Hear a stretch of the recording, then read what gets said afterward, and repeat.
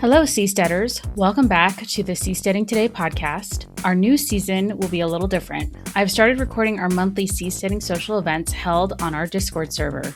Unfortunately, the recordings for our Arcpad and ArkTide episodes were a little rough, but the conversations were inspiring, so I hope you will enjoy them anyway. You can always find our upcoming events at seasteading.org/events. Now, please enjoy the conversation with Mitchell Suchner of ArkPad. Welcome, everyone, to our Catching Up with Arcpad Discord Seasteading Social. I have Mitchell Suchner on the call. He is the owner of Arcpad, based in the Philippines. And the last time we talked to Mitchell was for our Seasteading Today podcast, and that was before Arcpad existed as a separate company. So, Mitchell, will you tell us sort of the evolution of Arcpad in the past year? Sure, absolutely. And thanks for having me on, Carly. It's good to be back. Okay, so let me see here. Where could I start? I could start by talking about our location. So we're in the Philippines right now. If you remember the last conversation that we had last year, we were talking about how we were planning on building these structures that would be on spars, that were going to have a platform on top where you could put a house. You could put maybe two houses, you could join them together, use them kind of like Legos in the water, that kind of concept. So in the last year, we've fully fleshed that out. That design is basically done. The blueprint is done. We'll be looking at wanting to build the first full-scale prototype soon. But again, just to kind of come back to information about ArkPad, let me start by talking about the Philippines and why it's a convenient location for us to build these ArkPads in. So the Philippines, especially the south of the country, there's no hurricanes, there's no typhoons. Those things don't happen because we're so close to the equator. And of course, when you're talking about like autonomous communities and things like that, being close to the equator is also good for getting the most bang for your buck when you have solar panels. But in addition to that, the Philippines has over 7,000 islands, so there's a lot of protected waters, there's a lot of bays and gulfs and places where you can put small floating communities that are near shore. And that's useful because one of the early uses that we envision the ArkPads being used for is probably for floating resorts, just because I would expect that a lot of tourists would want to stay on a floating house. So I guess another beneficial thing is that the Philippines has more marine workers and sailors per capita than almost any other country in the world. So the cost of labor, and especially labor which is related to seasteading, which would be beneficial for a seasteading company, is very low here. Naval engineers, naval architects, that kind of thing. And they're very skilled at what they do. And the last thing would be there are these freeports in the Philippines. These are kind of like special economic zones. There's Zaydes in Honduras that maybe some of you guys have heard of. These are kind of similar. They don't have the same degree of autonomy, but they're basically these ports where you can register a company and you will get 6 years of no taxes. And then after that, very, very low taxes in perpetuity for as long as the company operates in that free port. So there's a lot of beneficial things about the Philippines.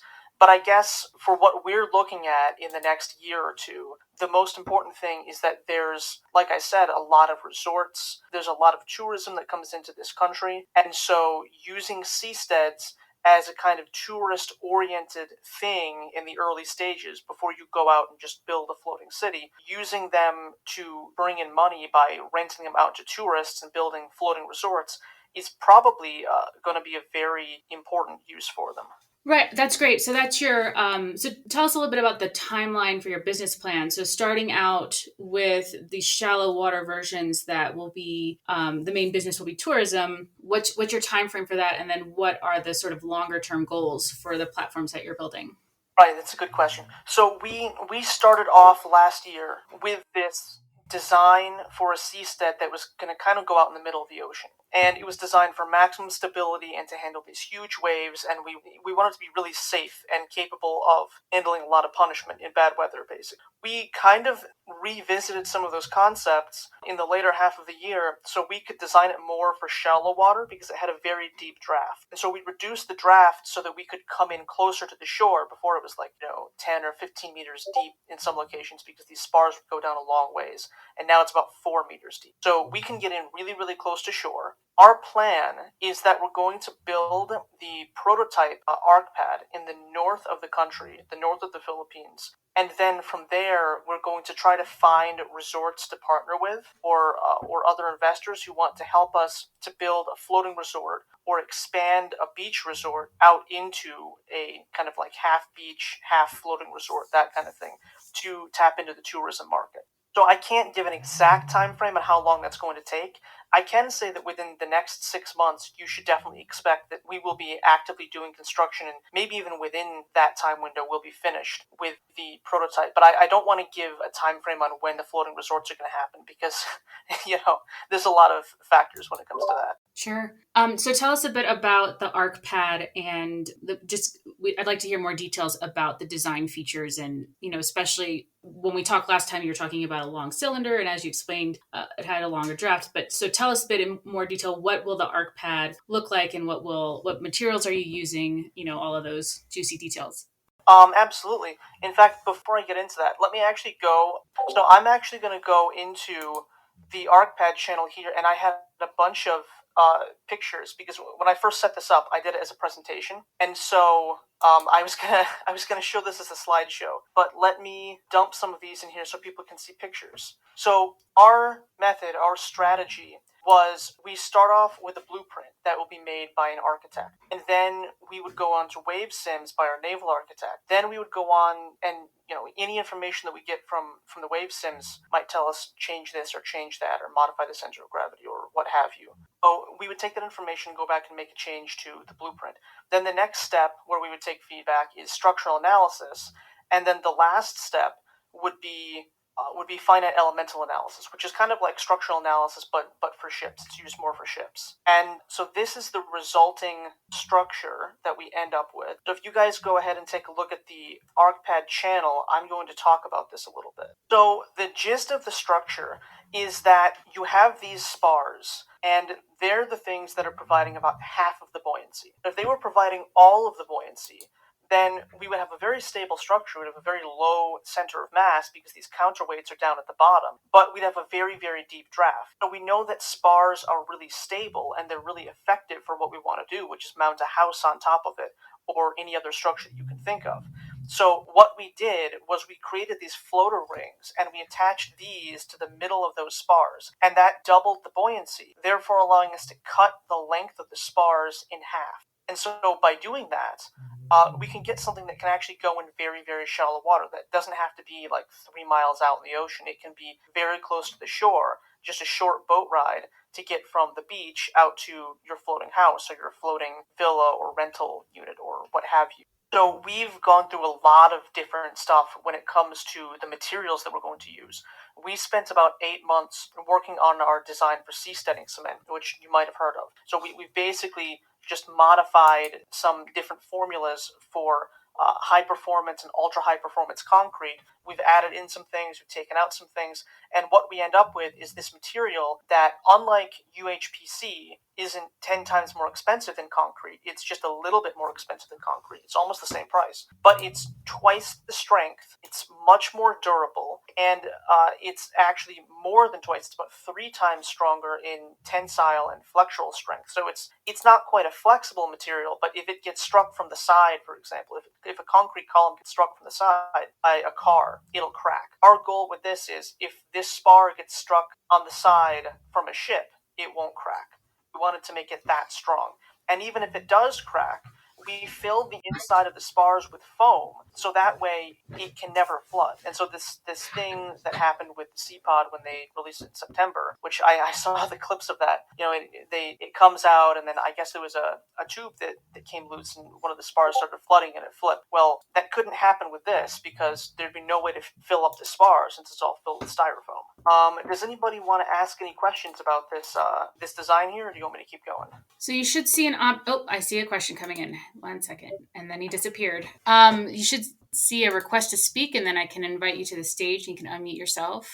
All right, I am 996. Thanks for giving your talk here. So is styrofoam, is it porous in any sense? I mean, does it truly not absorb any water? It does absorb some. It has about a 5% absorption, which means that if there was a leak in the spar, about 5% of the spar's volume would be filled with water. But because we have the spars and the floater rings separate, that effectively is more like a 2.5% reduction in buoyant force. Now that's styrofoam. That's just what we're using for the prototype. And I think that at least in our wave simulations, that was still stable enough. It was perfectly safe. But we could do one step better than that. We could use EPS foam, and that doesn't absorb really any water because that's fully closed cell.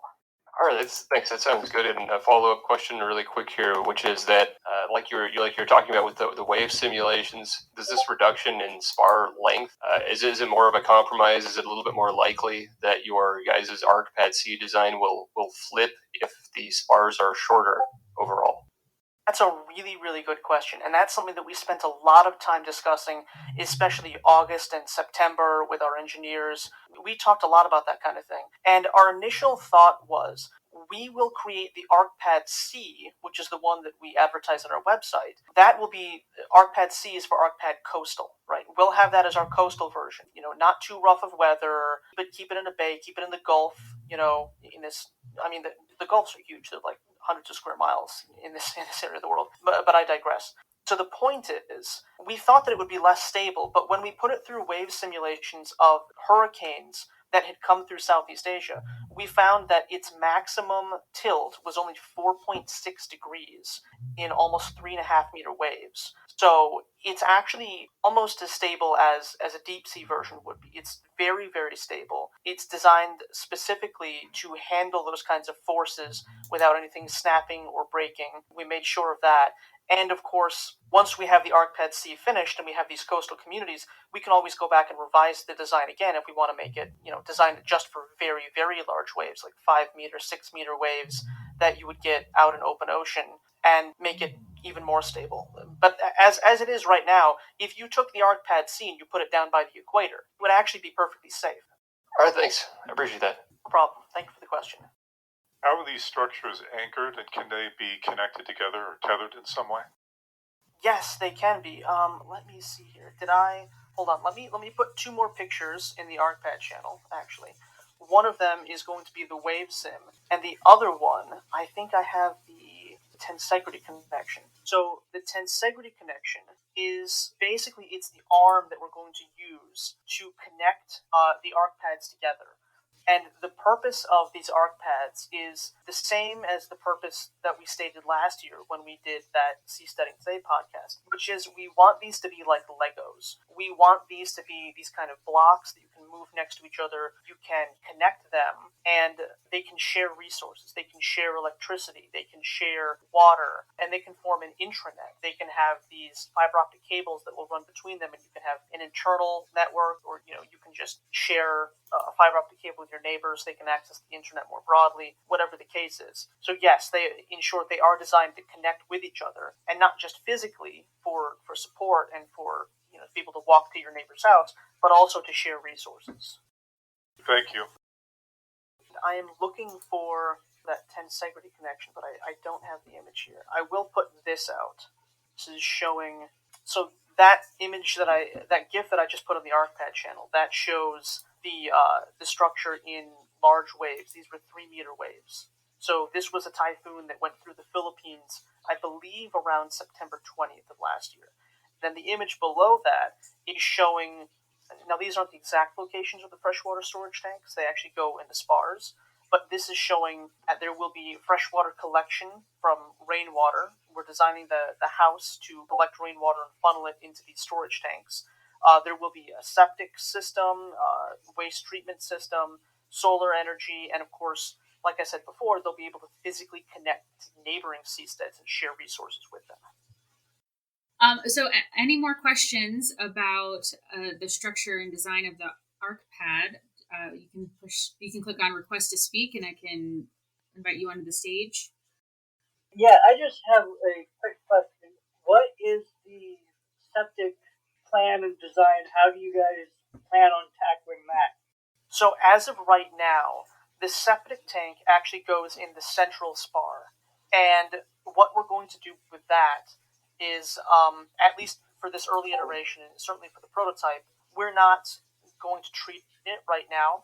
We're going to have a boat that will have to come up underneath the ArkPad and can empty the contents of the septic tank into another tank on that boat and then bring it to shore for disposal. But that nozzle underneath that will release the contents of the septic tank. That doesn't have to be released into a boat that's going to shore. You could release it onto a boat and send that boat somewhere else. You could put it into another tank where it would be more properly treated. But as of right now, it's just a storage tank that's in the middle spar that is released into another tank whenever someone comes below the house to empty out its contents. Okay, awesome. And are you guys working with the government of the Philippines for any kind of agreement or anything like that for the seasteads to be able to empty their septic systems there in the Philippines, or what's your progress on that? So actually, we talked with the local marina up in the north of the country in a place called La Union, and they informed us that as long as we have a boat that will come by and empty the contents of the septic tank into a container and then transport it to land, then that qualifies as us.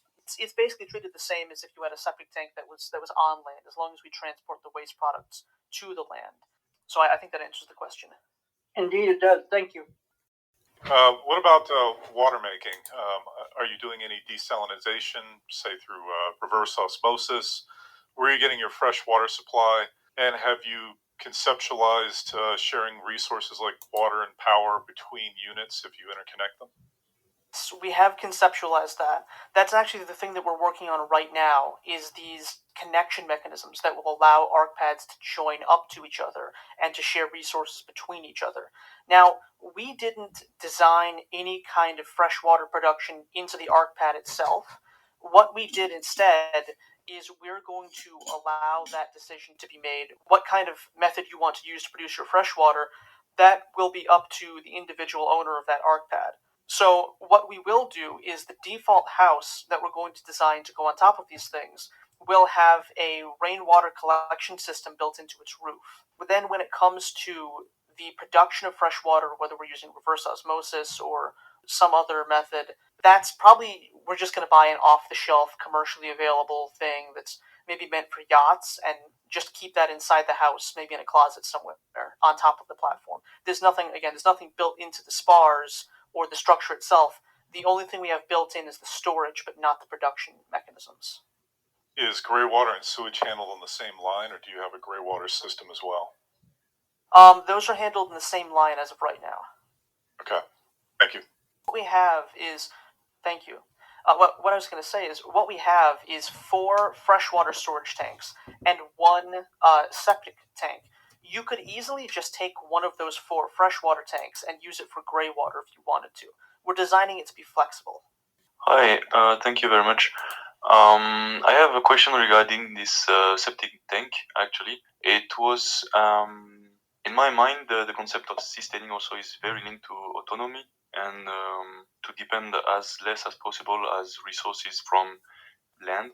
And the fact that so far, from what I understood, a boat would do the connection between the sea house and the shore is kind of, I would say, unpractical, or also very linear. And I was wondering if you thought already about a way to reuse the waste that would go to this septic. And that also is linked to my second question, which is related to whether you thought already about building or concept about not only housing, but also facilities on water for companies, let's say, for example, waste treatment or for medical support, etc. Oh, yes, both excellent questions. So the first one, let me just say and clarify that the ArkPad C, so that's the model that we're working on right now, and that's what the prototype will be. This is designed to be a coastal unit. That's what the C stands for. So we're anticipating that when we build the first one, and maybe when we build the first 20 or 40 or 60, they're probably going to be used in reference to tourism. They're going to be used in a capacity where they're going to be close to land. They will produce their own electricity, but we don't necessarily need to make them fully autonomous in the sense of treating your own sewage or septic waste. Not even necessarily producing your own fresh water, again, because you could be very near shore. Now, that being said, when we have a deep water version, it only requires very, very minor modifications. since 95% of the work is already done with this coastal model, we can very easily take the blueprint and just tweak it and make a version that, let's say, has more space to treat its own septic, or has more surface area for solar panels, more electricity production, so on and so forth. So if you want autonomy, if you want to be fully independent, you can definitely do that. And that kind of lends itself to the next concept, which is, since we're building a platform that you can put a house on top of, or any structure that you want to on top of, yes, you can put a structure on top of it that is designed for residential use or commercial use or waste treatment, so on and so forth. Again, since they're kind of like Legos, you could take 4 of these things and connect them all together, and you would just have a big 20 meter by 20 meter large. That's a 60 foot by 60 foot square. And you could build on top of that platform whatever you can imagine, whatever you can envision. And there will be ways to make sure that the structure you build on top of it is bolted down or even welded onto the platform to make sure that it won't slip off. Since this thing's so stable in large waves, I think that won't usually be a problem. So I think that answers your question, does it? Yeah. Quite accurate. Thank you very much. Okay, you're very welcome. And by the way, we're coming out with some more concept art soon, where we're going to show off the Arcpad C. And in the concept art, we're showing off residential units, but we're also showing restaurants, grocery stores, and I think I'll come back and talk about that a little bit more later on, because what I want to talk about before we get to the end of this interview is actually the seasteading video game that we're working on. But I guess I have a few more questions before we talk about that. So Mitchell, go ahead and tell us about this video game. Oh. Sure, yeah.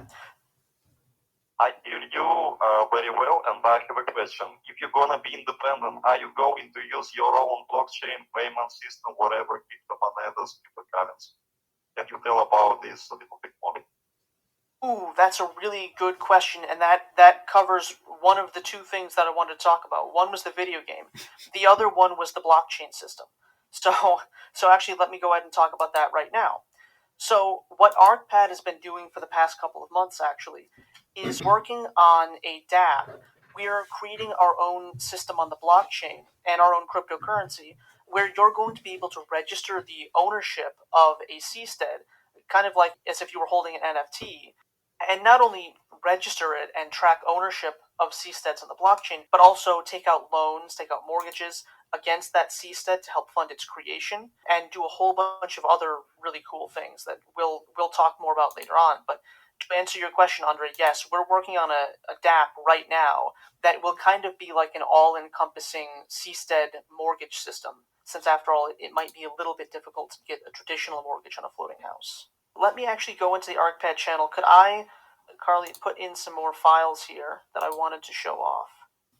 Here's the first one. This is just some art that we're going to put up on our website. This isn't showing you much about how it works, but we will talk about that later on. Okay, should I answer some more questions about this dApp? Or, I mean, it's not finished right now, so I'd rather talk about it more when we're close to actually finishing the dApp. Or are there any other questions that we can take, Carly?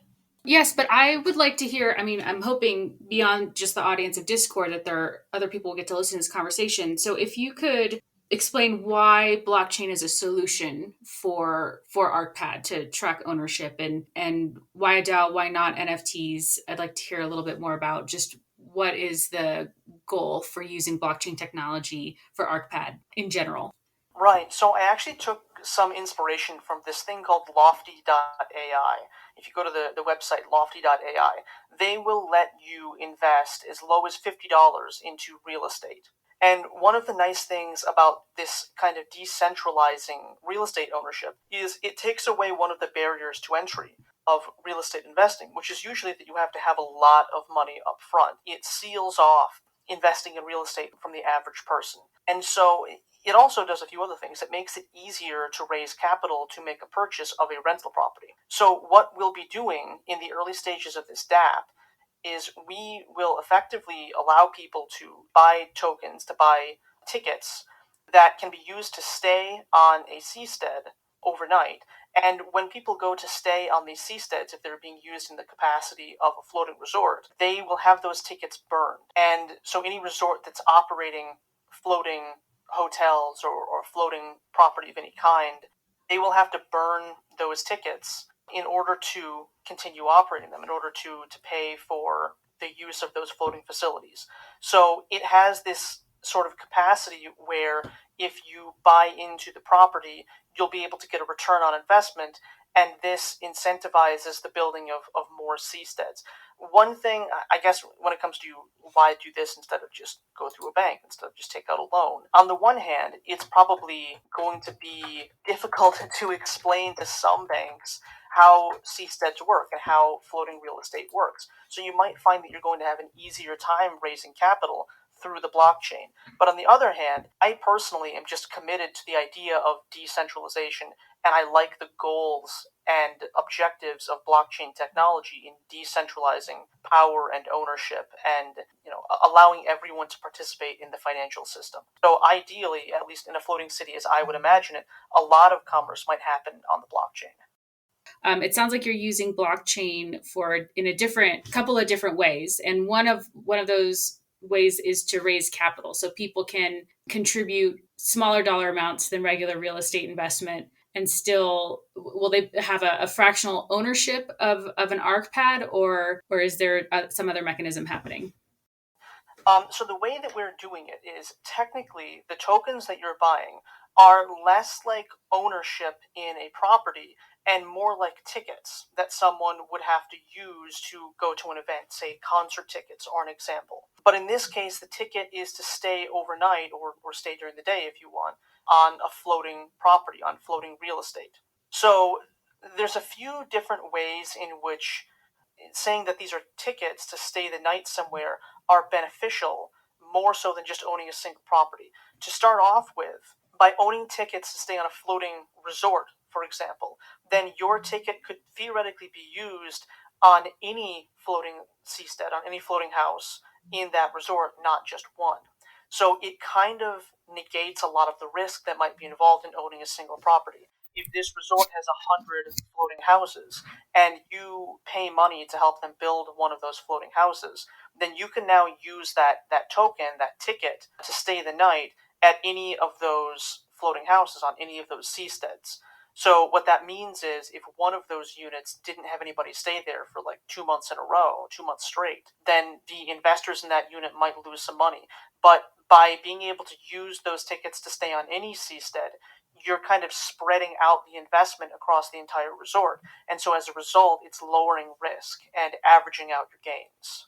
And if you purchase a ticket in an early stage, are you able to resell it later on if they go up in price?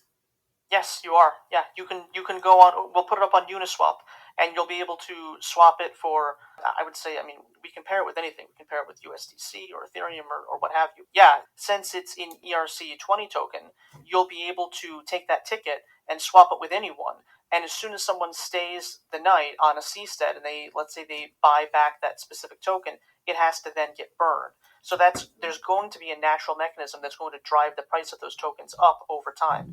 And it's not just the fact that the tokens have to be burned for people to stay on the seastead.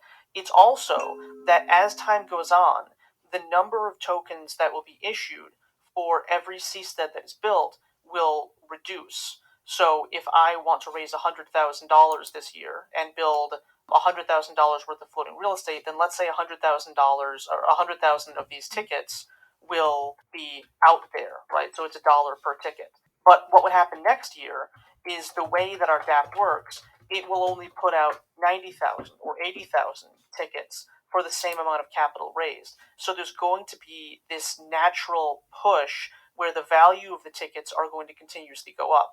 And what I envision and what the tokenomics of that is kind of based around is we're trying to create a sort of deflationary stable coin that's backed by floating real estate. Very cool. Kirk, did you want to ask a question? From a network connectivity standpoint, what are you anticipating using for internet connectivity or connectivity from sort of ship to shore, so to speak? Well, that's a hard question for me to answer. I can't give a solid answer on that one right now because it depends a lot on where we locate the first floating resort, where we locate the first handful of ArkPads. Obviously, that would be a different story if someone wanted to buy a coastal ArkPad from us right now and put it in a different country. We're very open to that. But I imagine that when we go into deep sea and we're building floating cities, we'd probably use Starlink. As of what we're going to use right now when we're close to the shore, I'm not. I haven't really made up my mind on anything just yet. Right. Thank you. So, Mitchell, we have about 10 to 15 minutes left of our scheduled time. So, what other comments did you want to make to the group while we have you? Well, I guess the most important comment that I want to make is just that Arcpad has put in a lot of time and a lot of work and a lot of money, not just to build a seastead, but to build a safe seastead, a safe design, a strong, durable floating home that will be able to last a very, very long time. Our goal is that these structures should last at least 100 years, if not longer. We'll have to see if it's going to last that long, but I feel good about the design that we have now. And so if you're looking to be involved in seasteading, if you're looking to move to a floating city or to buy a seastead in the location where you're at and get just a floating resort, just a coastal thing going on, then I think that we're going to have the best seastead available for that. In addition to that, I guess that's the most important takeaway. That, and of course, the fact that you'll be able to, once we get this DApp rolling out and there are people who are interested in investing in floating real estate, you'll also have an easier time securing capital to make that actually happen. The last thing that I'll want to talk about is the video game that we're going to come out with. But do we have another question here? Yeah, a quick one. What's the warranty that you anticipate, and how are these insured? I cannot answer those questions right now, but I will be sure to answer them at a later time, especially once we have something in the water. Okay, thank you. Okay. All right, so I guess the last thing that I want to talk about is the video game. I don't know if this will take me 15 minutes, but I'm definitely a seasteading enthusiast. I want to see the movement get more exposure. I want to see more people get excited about seasteading. At least half as excited as I am about it, because I know that this is really going to happen, and it's definitely going to happen not just within our lifetimes, but soon. So we have been working on this seasteading video game so that we can put it out there. We can get people, often who plays video games the most? People in high school, people in college. So I want them to be introduced to seasteading through this. So let me go to the Arcpad channel again. I'm going to put some more files in here. But basically what we're doing, the premise of the game, is that a floating city has just been founded. You're in the middle of the ocean, about 200 miles away from shore, and you're going to usually play as a company. And that company's goal is to build out and expand the floating city. So you can get fleets of ships, they can be fishing ships, or they can be out there to dredge up minerals or metals from the seafloor. They can be transport ships just to move stuff around, whatever you want to do with your fleet of ships. And you're going to try to use them to generate resources to build more seasteads, to bring new immigrants into the city, and keep expanding the city. Whoever has the most seasteads or the most ships or the most money at the end of the game wins the round. And each round will be a little over an hour. So it's kind of like a combination of like a real-time strategy, resource management game, which I think is really exciting because those are my favorite kinds of games to play. But there's also a bit of a twist on it in that when you're in observer mode, you'll be able to walk around the city in first person, and you'll be able to see this 3D environment, this floating city, as it's being built in real time. So there's even the possibility that in the future, we could add a sort of like a virtual reality element to it, and you could put on this virtual reality headset and walk around in this floating city as there's ships moving around that are controlled by other players, and as they're constructing new sections of the city. It's just going to be a really cool concept. That's awesome. I've been wanting to build a seasteading game for a while, but we just haven't had the resources. So I'm glad to see that someone is getting it done. When I was in college, sometimes I think I might have spent more time playing games than actually studying. That's probably not a good thing, but hey, at least now I know how to make a good video game. Right. It was skill building. Your company. Oh. I miss the name of your company. I'm trying to find it in Google. Can you name it, please? Oh, yes. Maybe that's a little bit confusing. So the seastead that we're building is the Arcpad C, and the company's name is Arcpad. It's just Arcpad.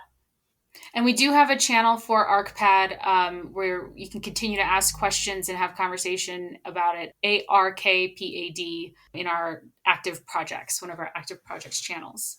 Let me put a link to our website, arcpad.co.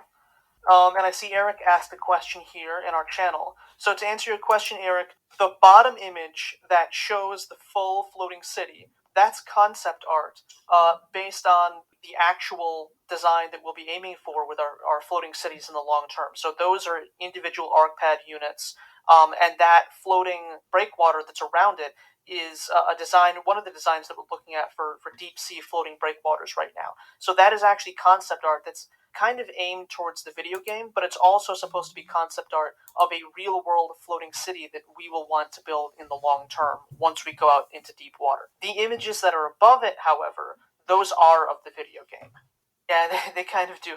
They look a bit like that, but they're not used for spill containment. They would just be breakwaters, just to kind of create more calm waters on the inside. Because one thing to keep in mind is that these coastal ArkPad units, if you were to surround them with a breakwater, even in deep ocean, it would keep the waters on the inside calm enough that it would be more similar to coastal conditions. And so the reason we're using that in our artwork is because, on the one hand, you could have a deep water ArkPad, which is a design that we will come out with. On the other hand, you could just take your coastal unit that's being currently rented out and generating a profit for you as part of a floating resort, and you could tow it out into deep sea. And as long as you have it inside of these breakwaters, it would be dual use. You could use it in deep ocean, or you could use it in a coastal environment. So that's another reason that we included that in the concept art. How are these breakwaters anchored? So the way that a lot of deep sea buoys are anchored that are out there to measure wind and waves very, very far from shore is they're using nylon ropes as opposed to steel chains. And another beneficial thing about nylon ropes is that since they won't rust and they don't degrade at all in salt water, if you use these as anchor ropes, they can last a very, very long time, especially if you use the really thick ones and you have redundant connections. You have more connections than you need to the anchor point, which is on the bottom of the central spar of the ArkPad. So if we were to use those, one of the beneficial things about nylon anchor lines is they can handle really intense pressure. We could anchor in the middle of the ocean, whether it's over a seamount and it's 500 meters deep, or even if it's several kilometers deep, which is exactly what they do with deep ocean buoys. And I see Freeport and KRE are both writing more questions. Yes, let's answer Waffle King's question, and then if you don't mind answering those in the chat, that would be great. After we... Oh, no problem. Go ahead. All right, so you've mentioned that you've been working with some of the local governments in the Philippines. I don't claim to know whether this is a valid concern. It's just something I've heard from a Filipino who is particularly interested in politics, who has mentioned that he's not sure if the Philippines as a country can continue to stay united. My understanding is that there are thousands of islands in that country with many different cultures and many different languages. So I just, what is your sense, having visited and worked with the local Filipinos some, do you think it's going to break up as a country, and how will that affect your guys' your plans moving forward? Thank you. That's a great question. So I've been here for almost a year now. My fiance is a Filipino, so she's actually from the south of the country, down in the area where they don't have hurricanes. And so she could probably tell you even more than I can. But what I can tell you is this. The Philippines is going to stay united as a country. They're certainly not going to have any kind of, internal conflict or anything like that. I don't see that happening. It's a very stable country. It's a very safe country. Now, they are going through something right now that they call the devolution of powers, or I think some politicians have called it, I think they're federalizing. I forget the exact terminology. But basically what they're doing is the local and regional governments are obtaining more power, and the central government is kind of devolving its power down. So these regional areas are becoming more autonomous over time, and that actually allows us, if anything, to negotiate for greater and greater autonomy depending on what area of the country we're in or anchored near. So it's not at all a bad thing. It's not the same as, it's not like they're popping up with free private cities or anything, but it is actually somewhat decentralizing, and if anything, that's actually good. All right. Well, thank you, everyone. That was a great range of questions from our audience. And thank you, Mitchell, for signing on for this first Seasteading Social hosted on Discord and helping me figure out how to use this tool effectively. Okay. Well, thank you for having me on, Carly. I enjoyed it. Thanks. The Seasteading Today podcast is produced and hosted by Carly Jackson. Send feedback and questions to podcast@seasteading.org. To support our podcast and the Seasteading mission, go to seasteading.org/donate. If you'd like to learn more, read Seasteading: How Floating Nations Will Restore the Environment, Enrich the Poor, Cure the Sick, and Liberate Humanity from Politicians.